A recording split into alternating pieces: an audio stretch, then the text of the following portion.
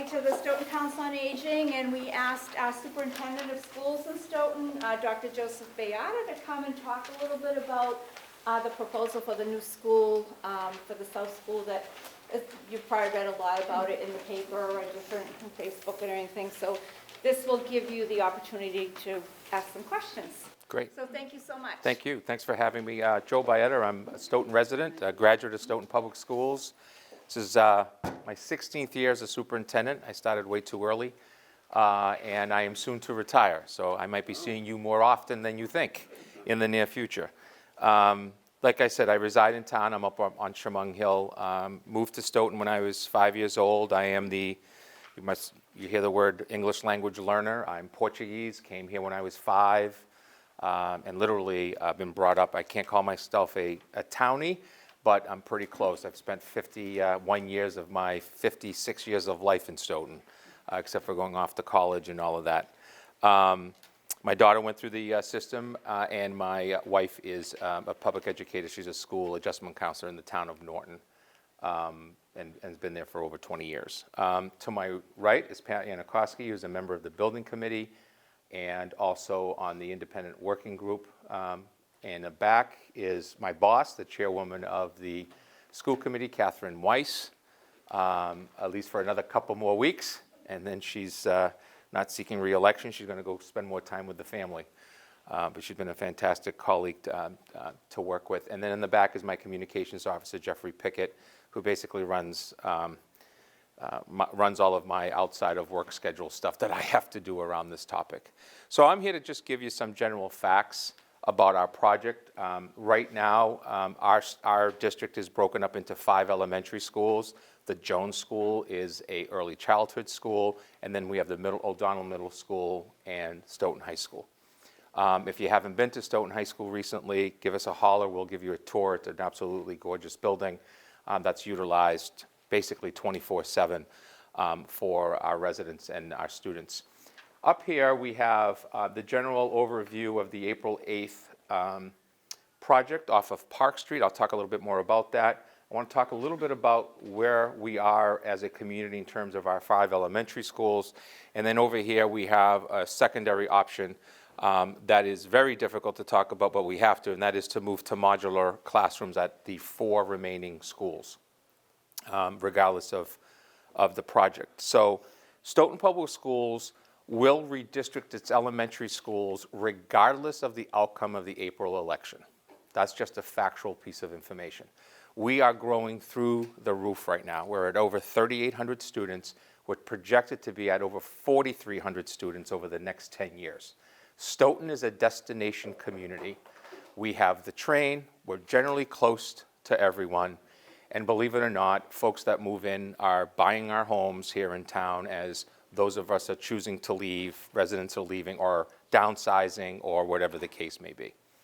And so excluding the shelter situation, which by the way are closing, both the Sonesta shelter is closing and those students are already moving out, or they're moving into permanent housing in Stoughton. Almost 100% by the way they're moving out. And then the Hampton Inn will close by mid-August. So we do not anticipate having, quote, a shelter or shelters in Stoughton for the next school year. And that's coming from the governor's office and all of that as part of the more practical way of trying to resolve this issue with sheltering families and students. At one point, we did have 139 shelter students in town at the 2 shelters. And it was, it's been hard. It's taken a toll in many ways, but we are under Massachusetts state law where we have to educate anyone who resides in the community if they so choose to attend public school. So that's the general gist.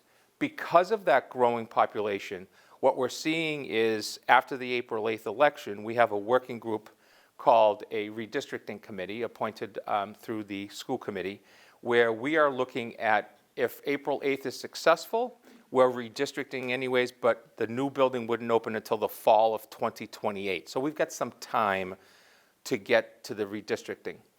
If we don't, then if we don't win the election, it doesn't come to fruition, then the fact is we are going to be moving to putting modular classrooms at the 4 elementary schools. If the project were to go through, we eliminate the current South School, it comes down, and we also close the Jones School. We refurbish the Wilkins Elementary School as the preschool and an administration building. So we're eliminating 2 buildings.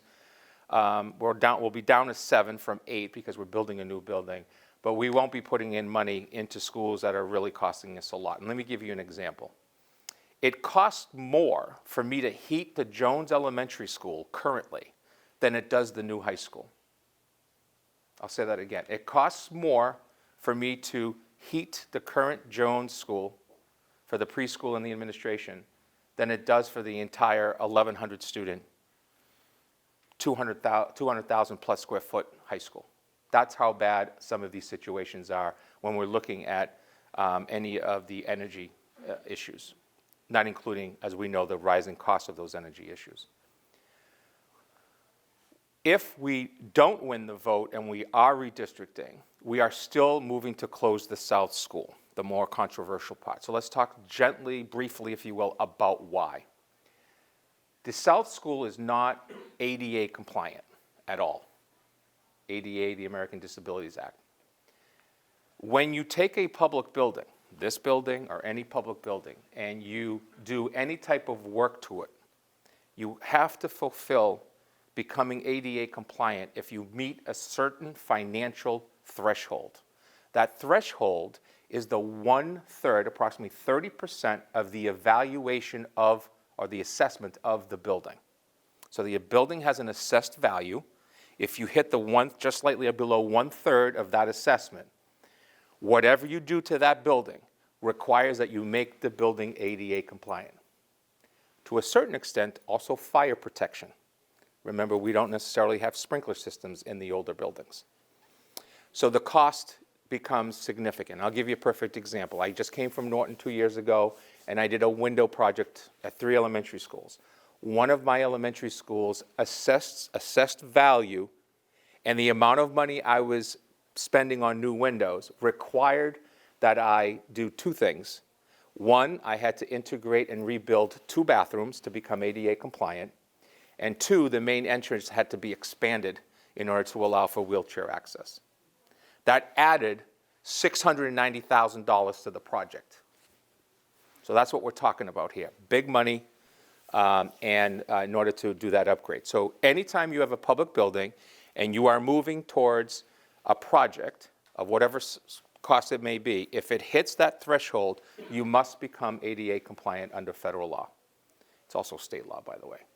So that's where any type of money that I do to that building is going to require that it costs a lot more. And I don't know if you've been to the South School, but we would be eliminating the entire front office area and classrooms by that area because we have these wonderful ramps that do not meet ADA compliance. And that would be a problem for us. The building is built for 215 students. We currently have 304 in that building and growing.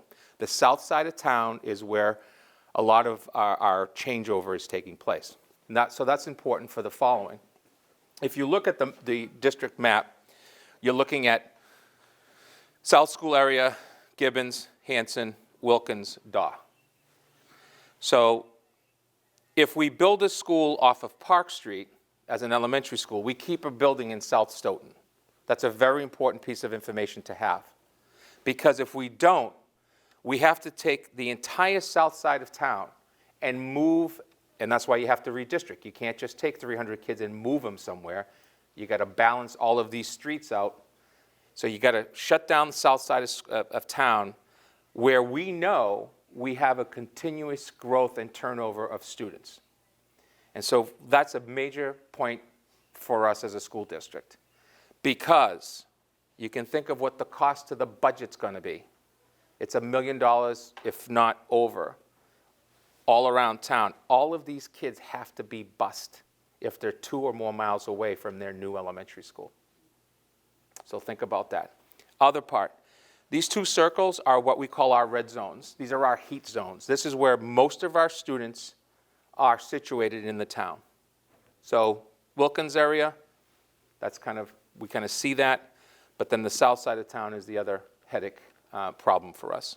So not having a building on the south side of town becomes very concerning for the operating budget. The new South School Elementary project. 11 different options were looked at. You can go to stoughtonschools.org. Right in front of the page, it says school building. You hit school building tab. You scroll down on the left-hand side to project information. You click on there, and it has an actual report from MSBA. We reviewed renovation, 215 kids. Addition renovation. We reviewed 3 different new building options.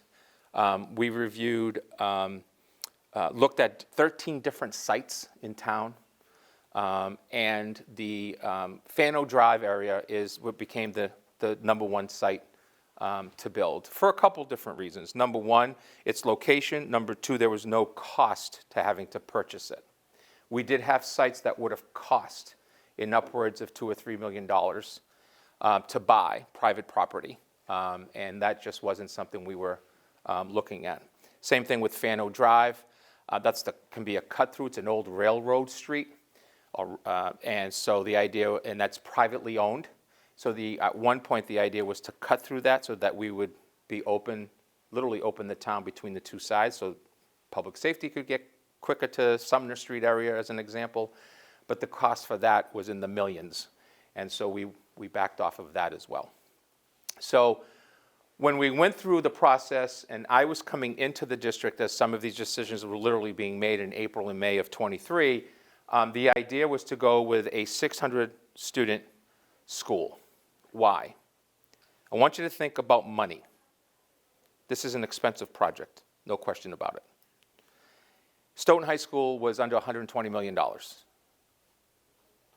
Canton Public Schools is currently building a middle school for 1,000 students. It's over $250 million.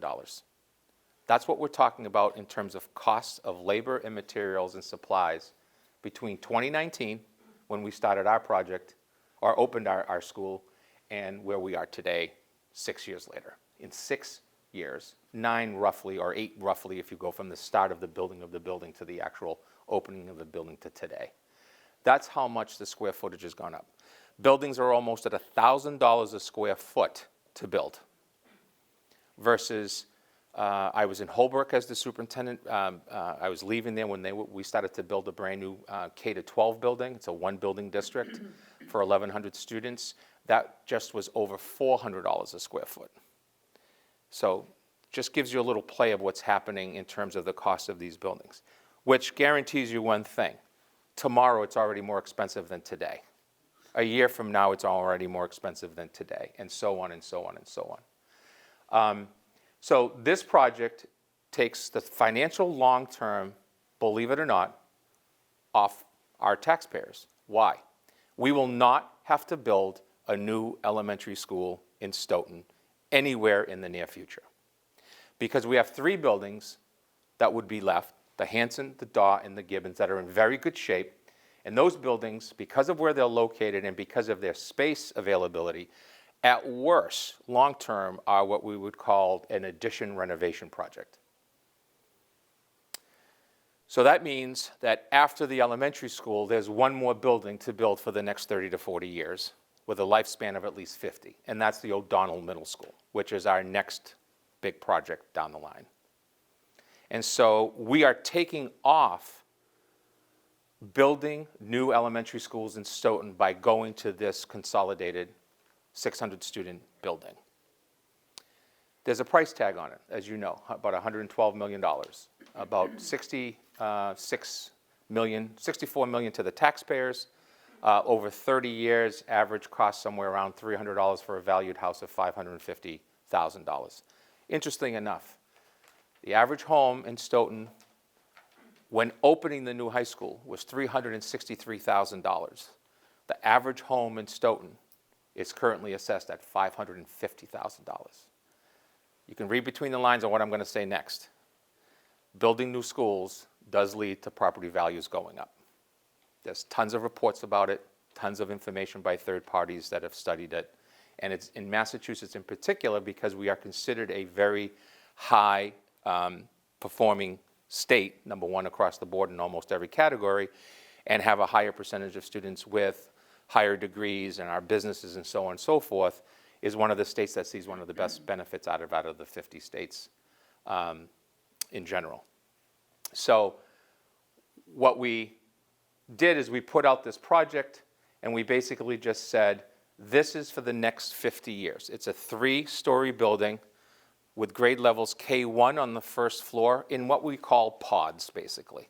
Kindergartners together on this side of the building, first floor, first graders on this side of the building. Go to the second floor, second graders on this side, third graders on this side, go to the third floor, fourth graders on this side, fifth graded, and fully integrated for special education, ELL, music and art, theater, and so on and so forth, and a separate entranceway for the gymnasium specifically for use during school day, i.e. election day. We don't have to walk into the building. Currently, the Gibbons, the Daw, you physically have to walk into the building and are with kids in order to go vote, which is, as you know, probably the biggest public safety concern I have on those days. That's why we have to have a lot of police officers on the grounds and around the schools those days. The building itself is state-of-the-art with everything you can think of. Every penny that you're paying for is paying for new desks, new chairs, new technology. Everything comes in brand new for the kids on day one. There will be things I'm sure that will carry over from the schools, but the fact of the matter is everything that you get as a taxpayer is brand new, 100%, from the taxpayers to the students in the classrooms and the staff. So let me just stop there about questions that you may have, and my 2 colleagues that are here today that probably want to have some input as well. Questions, thoughts, ideas, concerns? Yes, sir. I'm a representative of Precinct 6, Edward Starr. My latest information is that the federal government is going to be trying to disband the education system and leave everything up to the states. I feel that this is going to make a big difference in all the monies and everything. Wants all the education of all the 50 states to be done by every state locally, instead of the way it is now. So I think that's going to change the figures very soon. Yeah, so the figures on the impact of this building is an MSBA grant. It is signed, sealed, and delivered to us. Nothing will change with that. How does that come about? That money was put aside the moment we got into this process by the MSBA. It's literally being held to pay back its percentage on this project, which is about $45 million or so, 47, just under 47 million, if I remember correctly off the top of my head. There's no connection with the US DOE and the federal with that money. Why? That money comes from our sales tax. 1 cent of the 6.25 cents that we pay on everything that we purchase goes right to the MSBA coffers every day. So every time you pay 6.25 cents on something, just think about that. One penny of that goes automatically into MSBA. So we know the money is there. It's been put aside. It's allocated for. The harder part now is getting the taxpayers to approve it. Yes, sir. The reason why the buildings are failing, because the roofs were failing. I feel that a metal roof will last 100 years, if not more, and the problems we had with all these schools and everything were mainly due to wear and tear, and laboratories and leaking roofs. Sure. A flat roof is a mess. Always having problems, insurance problems, everything going on. I think a metal roof would be the way to spend a few bucks in the beginning, do all the roofs of all the schools that you want to do before you tear them down, and then you won't have to worry about that stuff. Yeah, so anything that's a current older building, putting a metal roof on is going to be very difficult to do because of the weight. That's number one. Number two, the configurations of all of the buildings are literally flat roofs. That is less today. There's more of the traditional roofs and flat roofs, or a combination of roofs that are being used in schools. There is no one in the Commonwealth of Massachusetts currently using a full metal roof as part of their new building. We could have solar panels on and generate all the power for every school. Nobody questions that. I don't know about every I school. don't have a bill. They owe me $2,000 now. I don't question. I don't question it. But that's not the process that we're in terms of the MSBA. MSBA, Modern, I think. I'm sorry? We're thinking in the back, 50 years ago, we're thinking now. We should be Well- thinking of the future, the future is electricity and solar panels. I don't disagree as someone who just put in carports in my last district.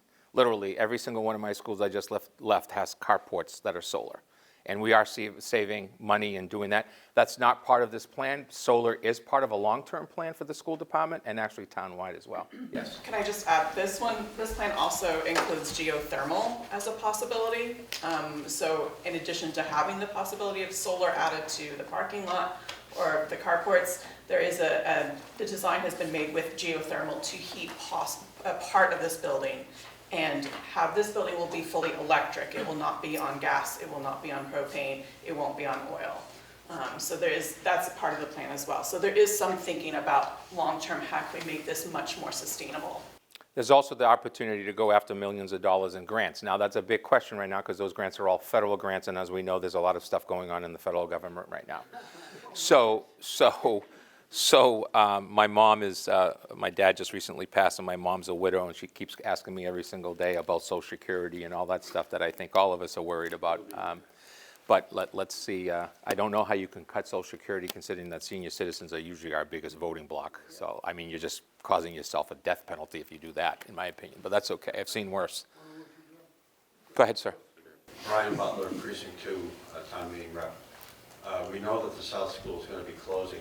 Will it stay open until June of '28 or so? Yes. Just prior to when the new one would be ready to open? Yeah. So the idea here would be that we would just try to keep it open until then, because there's no place to go. We have had some discussions about temporary, like very temporary modulars, not these longer-term modulars, because of our growing situation. And let me talk a little bit about that, because it's an important part. Many of you probably know what special education is and English language learners. Those are our two fastest growing populations in education today nationally. It's not a Stoughton thing only. And we are now a community. Stoughton is now an educational community of which 56% of our students are minority. We are a minority-majority public school system. We are now considered an urban school system because of all the socioeconomics and the diversity of the community. Now, for those of you that have been around for a long time in Stoughton, when I was a kid growing up, you were Portuguese, Jewish, Lithuanian. That was the community I was raised in the 70s and 80s. So we've always had a linguistic diversity within the community. We're just under 40 different languages in our school system right now. More languages than we have in this room of people. Think about that. And some of them are singleton, from small villages in the middle of you-know-where in some country that only literally 100,000 people in the world speak. English has to be mandatory. English is mandatory. And we teach English, and everything that we do within our public schools is towards fluency in English. I mean, that's the reason why we spend the money that we do. Yes? What's the projected class size for these labs? So class sizes are literally a very local decision, right? The research is very clear that in kindergarten to third grade, the lower the class size, the more opportunities for kids to be challenged academically, for those who need to be, and for those who need to catch up to provide the services that they need, because it's just that one teacher, maybe your paraprofessional teaching assistant, or even the SPED teacher working with students is better. Once you get to the older grades, the research isn't as clear that class sizes matters as much. So in Stoughton, we try to keep our class sizes in those grades at 18 to 22 kids. We prefer 18. We haven't seen 18 in a while now, for about a year and a half. And we do have some classes that are closer to 24. And it's a big issue because our physical space of those classrooms are not made for 25, 28 kids. They're just not. Versus these new buildings are made to be, they are bigger. But remember that we're also asking an educational difference. I was brought up in rows. You might have been brought up in rows. Rows, right? Didn't matter what grade you were in rows. That's not today, right? Hasn't been for about 20, 25 years, to be quite honest. It's all about, at the elementary level, it's all about stations. You've got different stations going on. You might have a group of kids that are working together here doing this. You got another group doing something else, and then the teacher's actually doing some type of a reading assessment with a group. And then you rotate the kids, right? Everybody, That's where we're at today. In K-3 education, that's where we are today. And so there's more attention given to kids and all of that, but we're also seeing, especially coming out of COVID, a significant increase in mental health. We call it social emotional learning. It's just a better word to use with kids, to be quite honest, than say that the child has a mental health issue, challenge. So social emotional and behavioral learning is a key thing. We have students who are dysregulated every single day, every day. From the time they get up at home to the time they go home, to the time they actually go to bed. It's who they are as an individual. We have the 13 major learning disability areas, from autism to specific learning disability to deaf and hearing, hard of hearing, to blind, to intellectual, to sensory-based. I mean, there's 13 different categories of disabilities that a student could be part of. And we hit every single one of them. We have over 800 students who are considered to be under special education, which is a contract between the family and the school district, agreed upon. And sometimes it's contentious. Legally based, and lawsuits happen all the time in that area, as you probably know, in hearings and so forth. ELL, English Language Learners, is slightly a little different. And that is that it doesn't have the same federal guidelines, but we do have state guidelines in Massachusetts, which is to get students to read, write, and speak English. That is the core of fundamentally. Matter of fact, you all participated in a vote a number of years ago to eliminate bilingual education and to move to, if you will, sheltered English immersion, which is putting kids in the classroom. They get supports, but they are constantly surrounded by the English language. So they're mainstreamed from day one? Yeah, so predominantly mainstreamed. We do have some students, because of their potential EL and special ed issue, that may be in specialized classrooms, and we do use EL teachers to do that. They're supposed to be getting anywhere from the low end of 90 minutes to the high end of 120 minutes of EL instruction in English. And then you, quote, test out, and you become what's called a FLEP, a former language student. And for about a year to 2 years, you are actually monitored. Make sure that you're continuing to learn at the age that you're supposed to. Yes, sir.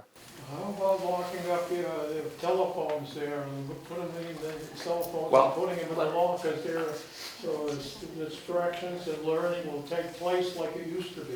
Well, I'm going to tell you something right now. That's really a good piece of information. Thanks for asking the question. I have zero issues with telephone issues going on in Stoughton Public Schools right now. And I'll tell you why. At the middle school level, it's our most headache. High school, it's always headache because they're young adults. It's a whole different way of dealing with it. We're having very limited cell phone issues because at the middle school, we basically said, out of sight, out of mind, we don't want to see them. If we see them, we take them. We had very limited issues this year. My discipline issues at the high school are down over 55% this year. I came in last year really worried about secondary discipline, as the chair knows. I was very worried about what I was seeing, what I was hearing, the amount of fighting that was going on. I can count on one hand this year how many of those situations I've had. What would you attribute that to? Excellent superintendent. That goes without saying, but... Yeah, we changed a couple of things. Right? We got support from the school committee on the backpacks. You come in, they go in your locker. We don't need them all around the building 24/7. That's one. Two, we have a full team now of administration that is really dealing with the small issues. Once you deal, my philosophy of good behavior and discipline is deal with the small issues so they don't become bigger issues, right? And so we're dealing with those issues literally spot on right away. And I think the third one has been the schedules of our building, especially at our high school. Our kids are now spending less time transitioning in the hallway because we've gone to modified block scheduling.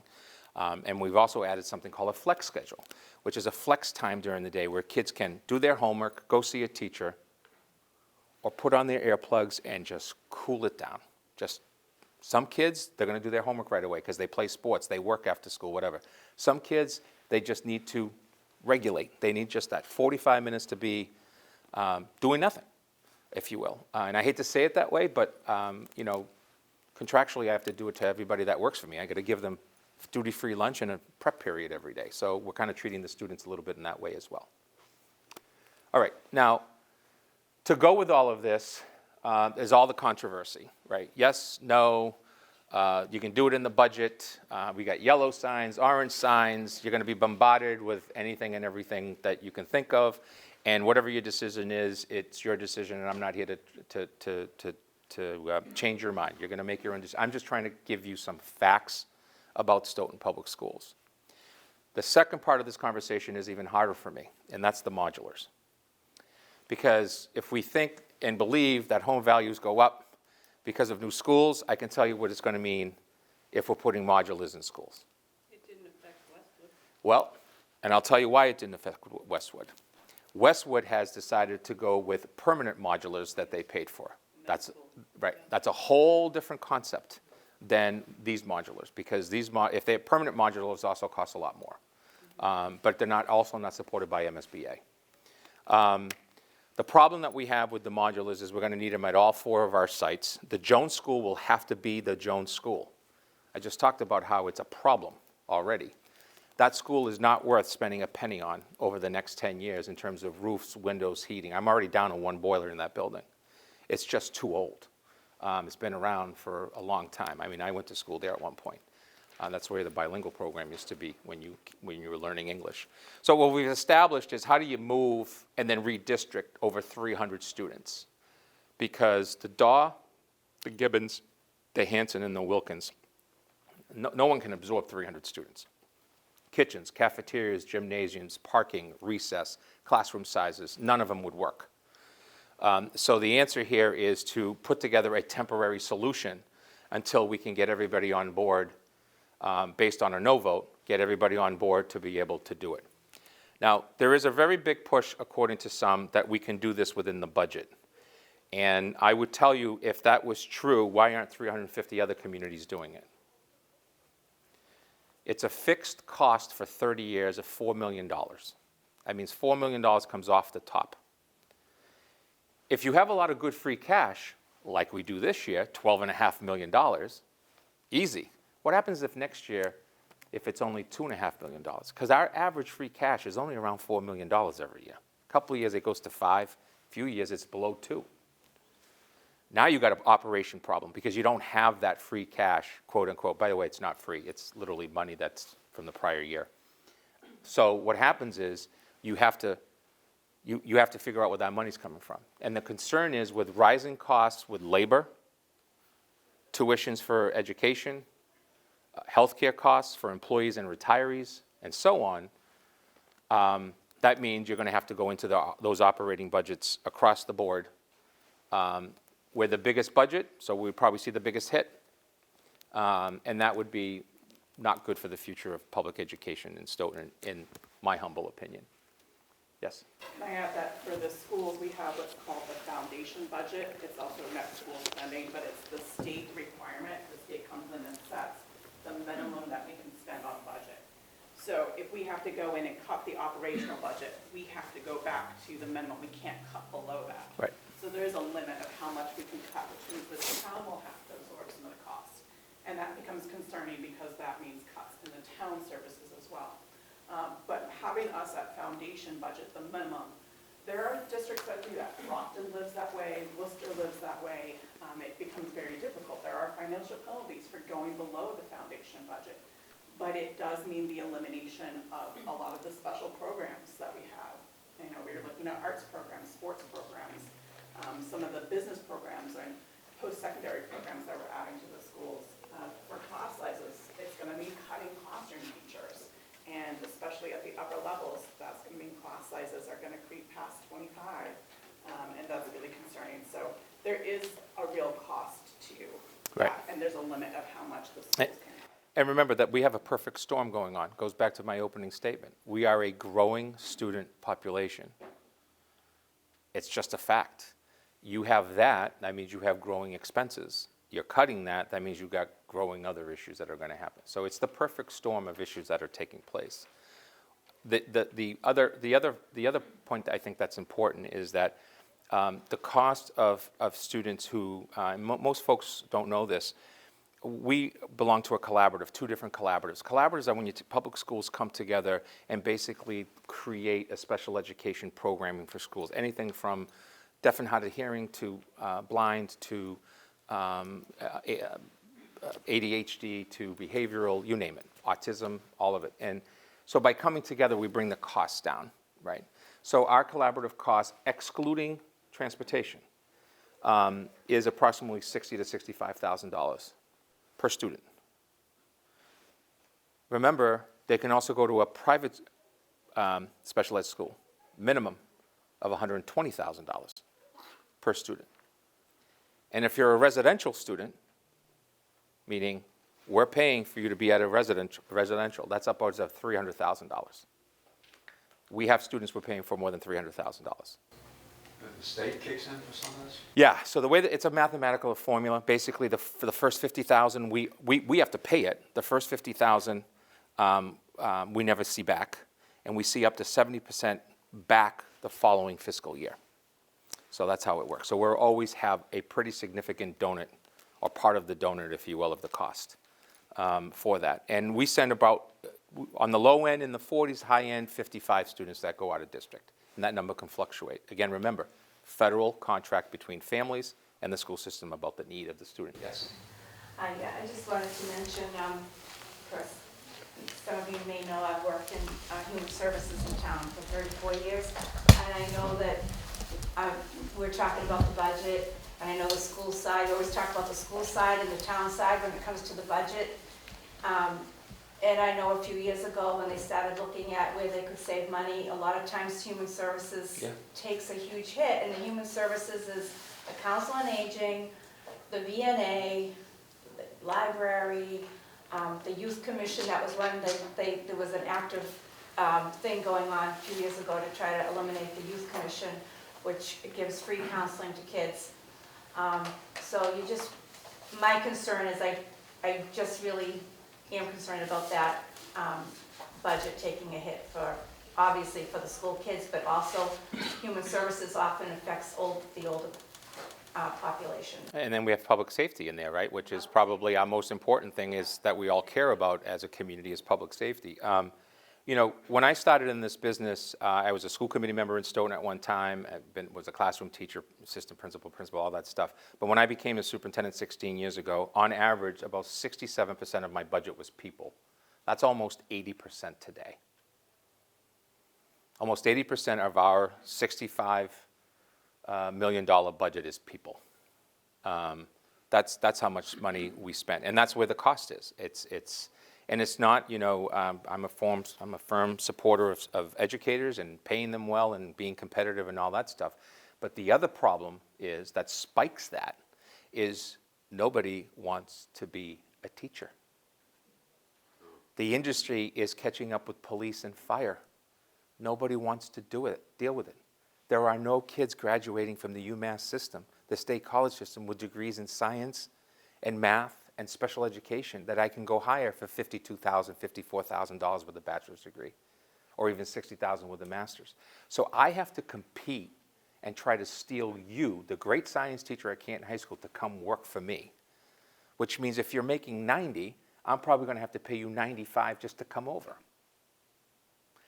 That's a problem of our budget, and that's every school system. That's not just a Stoughton thing. We can't find the educators. When I came out, it was hard for me to find a job. 1992, right under undergrad, it was hard. The only reason why I got a job right away is I spoke Portuguese, so I got hired in Taunton. You figure, right?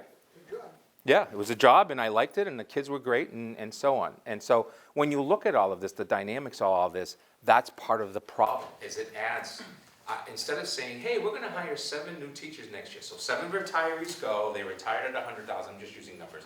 7 people leave, retired at $100,000. Oh, I'm going to be able to hire 7 people at $52,000. I'm going to save $500,000 here. Those days are gone. Those days are gone. And so what happens is we have to compete for these folks. And if you don't, that means you have not highly qualified staff in front of kids.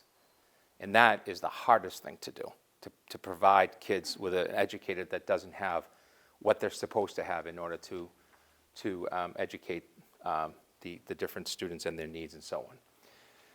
So, yes, sir. 1940, when I went to school, the teachers were not married. They came to the house if I wasn't there. It was a different situation. The schools were right there, about 5 minutes walk. The whole situation, we're paying more, maybe 10 times more for education than over there in Sweden, Denmark, and Holland. Well, you might be paying more because of one thing, special education, but if you look at the actual cost of a salary that Switzerland or Finland is paying their teachers, it's significantly higher than us. They're still considered, they are the doctors and the engineers of their community. We're not. When I started teaching, if I called the parent and I told the parent that their kid was out of order, I got supported. 7 out of 10 times today, that's not what happens.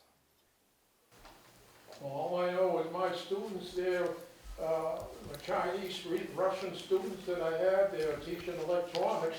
They could do trigonometry in their head, but the Americans couldn't do it. This was back in the 70s. Well, you're talking to a superintendent who's been to China and seen 40 kids in a classroom, and seen a very different way of educating and also a community. I mean, China builds a school first.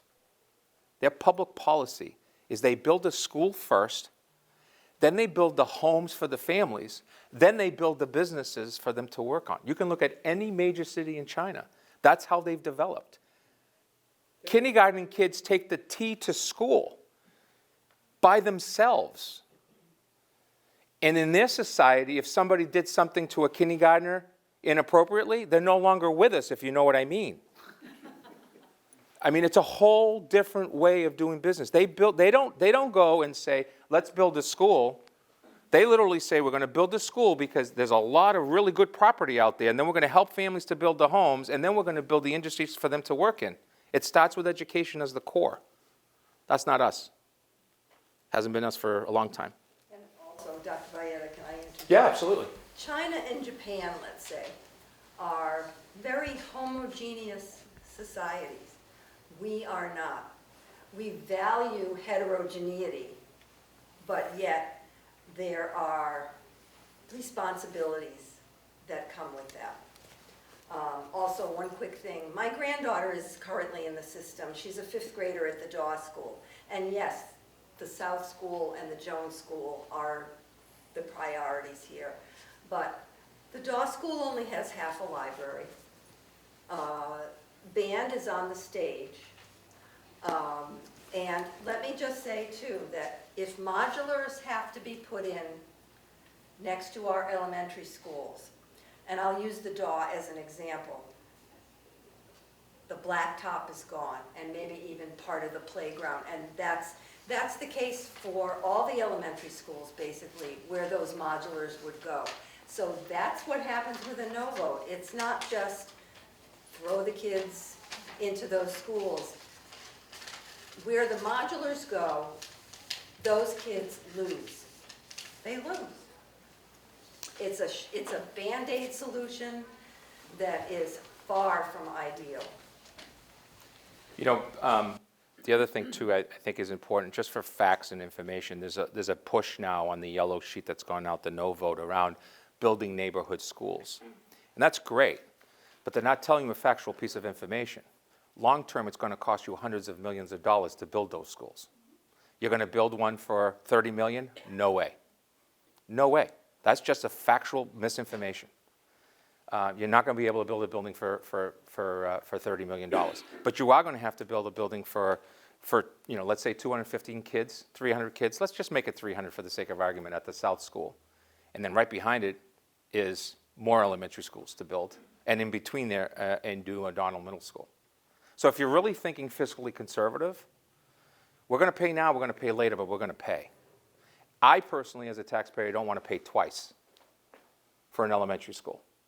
I just don't. That's just where I got my yes sign on my lawn. I'm just not going to go that direction because for me, it's just not an option. I'm sick and tired of building and rebuilding public buildings in Stoughton. I really am. And I'd rather just have a solution that says, here's a 50-year solution. We just did it for the high school. That high school is going to be it'll be way more than 50 years. when you look at it. Yes, ma'am? Well, on the yes page versus the no page, they, they did address 3 topics that the no vote we're talking about, but are there any other points besides the pinwheel design? They put an X. They put an X about does not include the tear down. It does include. And about the extra road work, they put an X there because it is included. So they're trying to say that these things are included, the yes saying it is. Yeah. Is there anything else that the no was saying that hasn't been addressed? The no is saying, let's just do that 300 student South School and then we're all good. But what that doesn't address is that we looked at the 300 student option. We cost out 3 different ones. They were in the $80 million range. So that we would have to build that school. But the Wilkins, in order to keep it as an elementary school, needs significant renovation. We priced that out. That's $50 million. The Jones School, as Dr. Baeta mentioned, it's down to the last boiler. I have been in, I saw this week, the rain pouring in through the windows in his office. So there is some real issues, like we have young children in that building.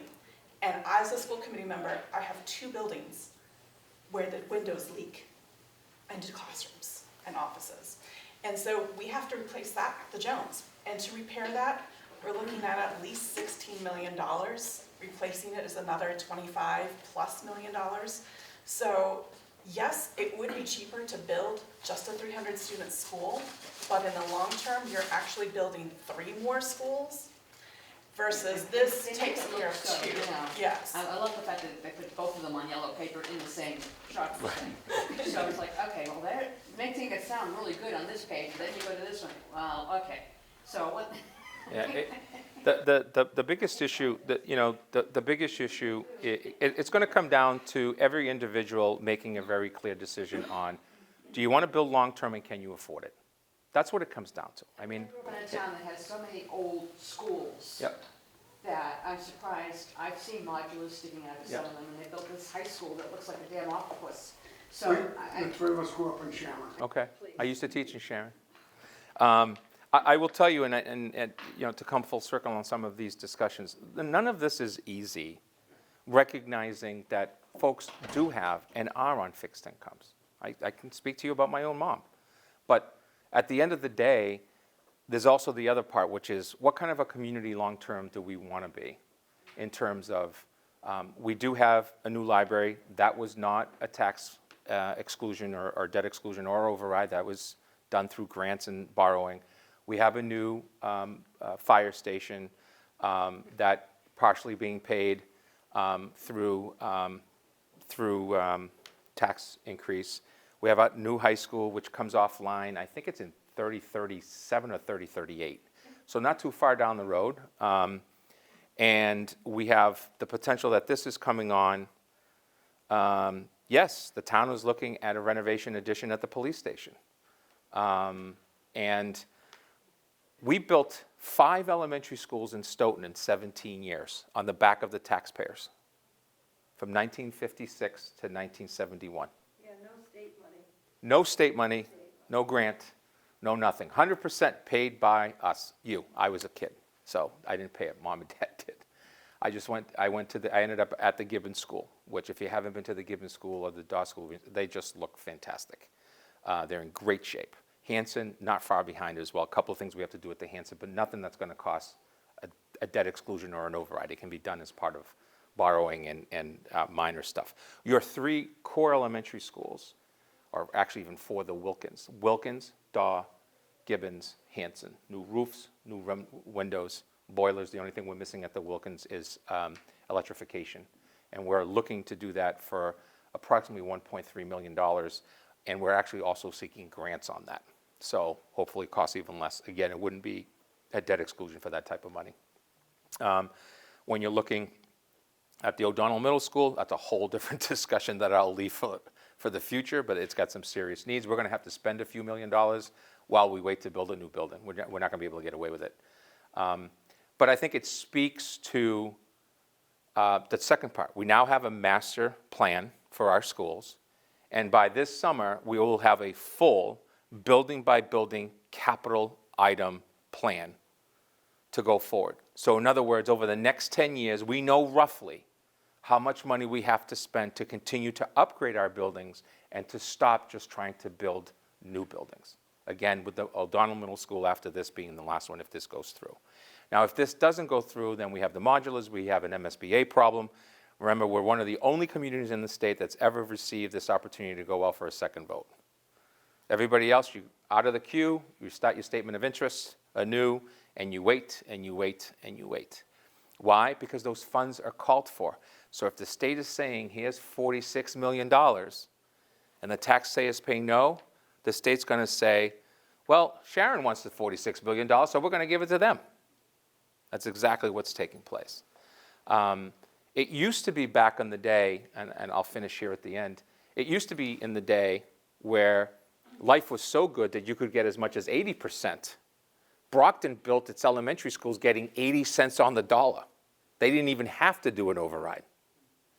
Remember that their budgets are over 90% supported by the Commonwealth of Massachusetts. Lawrence, Lowell, and so on and so forth, which also speaks to the Student Opportunity Act, the way we're funded.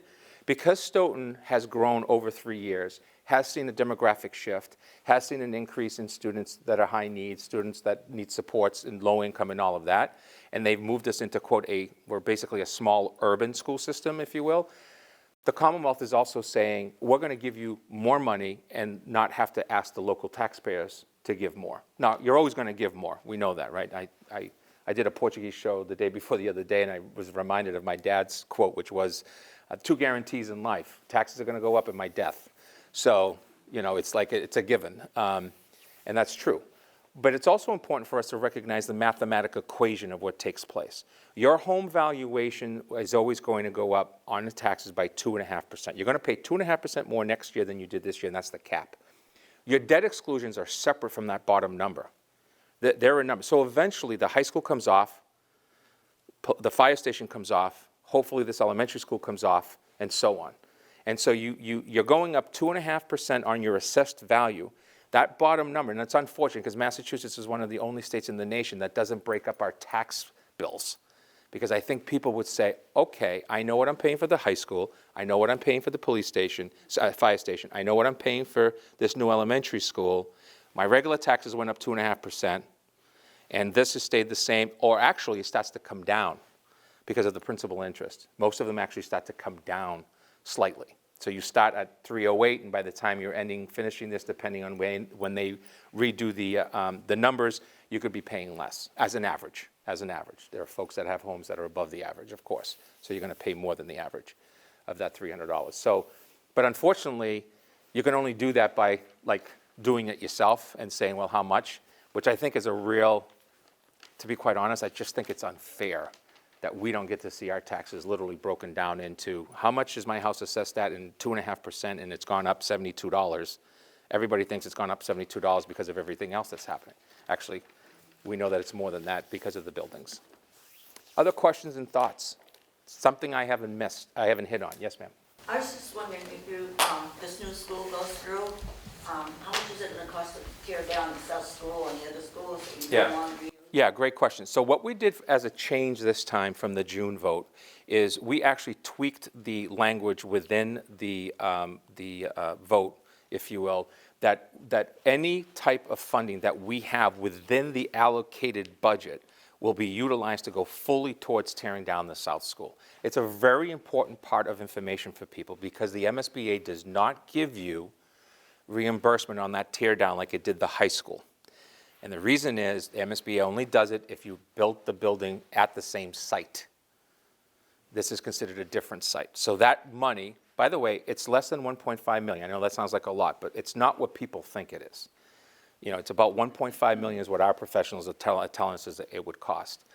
We would do that as an asbestos tear down. In other words, yep, there's asbestos here, so automatically the price is included instead of having to go through testing. Automatically, it just brings the price way down when you do that by literally hundreds of thousands. And so we have a really, I would say, conservative group of working professionals on the building committee who really you know, we brought in the high school over $5 million under. So if we can do the same thing with this new school, we automatically can tear that thing down. We don't have to worry about it. Now, the Jones School, by the way, lastly, the Wilkins School, which is in good shape, becoming a preschool and administration building is really simple. The future is universal preschool. You remember the discussion in the late 90s, early 2000s about universal kindergarten? Every kid who wants to go to kindergarten goes to kindergarten. There's no fees, there's no nothing. That's where we're going with preschool. Currently, preschool is required for a child who needs special education services, and then we have families that will pay out of their own pocket up to $600 a month for the purposes of their child going X number of days per week, and they are what we call peer model students. They're basically so that we have an inclusion model. We have our special education students along with regular education. The parents are paying for that, the regular education parents. The special education, it comes out of our budget. So universal would mean that there's going to be a new formula coming from the state where no parent is paying for preschool, regardless of your child's academic or disability challenges, and it would be part of the foundation budget. We need the physical space. That's the Wilkins School for the future. I can guarantee you in the next 5 to 10 years, universal pre-K is going to be here. And they're already talking about it this year. It's the millionaire's tax. Remember that controversial? The millionaire's tax is sitting there. There's a lot of push to do universal K. Here's the problem with universal K. It's a part-time education system. Nobody has the space. I mean, our average is 285 to 300 kindergartners. I don't have the space for 285 to 300 full-time Monday through Friday, 7-hour days for preschool. By the way, that'd also be too much for that age group. So there are half-day schedules that take place. But you still need the physical space to be able to do that. That new school that you're planning on the property where the other school? No, it's not considered the same property. It's actually divided by private land. Yeah, yeah. We tried. Believe me, we made the phone calls, we asked, we went into Boston, we did all this stuff to say, well, literally, if I do this, I'm in the same line. Yeah, no, believe me. And we did look at the space. I know there's questions, why didn't you build behind the South School? And we looked at that space, but it's very geographically very difficult. There's power lines running down the middle of it, so that's a little bit of a concern to have young children under that, and construction vehicles. There's no access to that property except through the current school. And we had real concerns about dump trucks and excavators running through the playground, basically, and driving past a school that has kids that like to run out and not pay attention to teachers. So real concerns about the access to there. And there's also wetlands back there. There's a huge ledge. It requires a lot of site work, so, yeah. Can I say one thing about the Mass School Building Authority? We're very pleased and grateful that they have set aside our money. As Dr. Baeta said, it's just about unprecedented. But if we vote no, there is a possibility that in the future, the MSBA powers that be might say, okay, Stoughton is submitting another statement of interest. They said no twice. That might be a little bit of a black mark on us. And it took us 13 straight years of a statement of interest to get the South School into the MSBA program, to get that accepted. And that is the school that desperately needs it. Yes, sir. 1 in 39 babies now born are at a certain young age have autism now. And that's a real problem. It's going by leaps and bounds, logarithmic. Yeah, so I guess my only issue with the word problem is that they're just an individual that has certain challenges. At one time in our society, what did we do with individuals? We institutionalized them, we put them into place. Then we finally got smart and said, these are people that just have different challenges in their life. So I don't see it as a problem. I see it as we are the ones who have to really think about how we're educating these kids and providing them the best opportunity. And we have, I think, a moral obligation as a community to do so, and not just to say, you go there. My artistic students who are, I hate the phrases low functioning and high functioning, so I like to use more challenged than other students that are artistic. So you have this child who's autistic, who's very physical, right, and has limitations with speech, academic limitations, and then you have the student who is literally a little different. And by the way, just to finish, I have a 4th grader who's in his 2nd year of scoring perfect scores on the MCAS test. I can assure you, with all the degrees I have, it would never happen to me. So I see it as a different challenge for our society, having to deal with it. And one of the reasons is why Massachusetts has that growing number is our preemies are surviving at over 92%. That tells you about our healthcare system. That tells you about what we're really trying to do with our families. And any of us who have a grandchild, a child, whatever, a neighbor that has those challenges, it's just a different way of looking at the world and dealing with the world. That's all it really is. And we just have to do a better job of really understanding that. Health, Sure it does, absolutely. so we're greater than any other country in the world. I don't doubt any of the cost. I would tell you that maybe the cost, I mean, the last time I checked, I haven't seen any of the major healthcare systems not make hundreds of millions of dollars every single year more than they did the year before. So it's capitalism at its best. Mr. RFK Jr. has different things to say. Well, I'm not going to get into RFK or the administration or anything else. I only wish you guys two things. First of all, thank you for having us. We appreciate it very much. It's call the office if you have a question. Email the office. It's right online. And I only wish you, whatever decision you make, thank you for listening today. And I only wish you one other thing, which is what I believe in, which is just good health. That's all we need is some good health. So thank you so much. Appreciate you.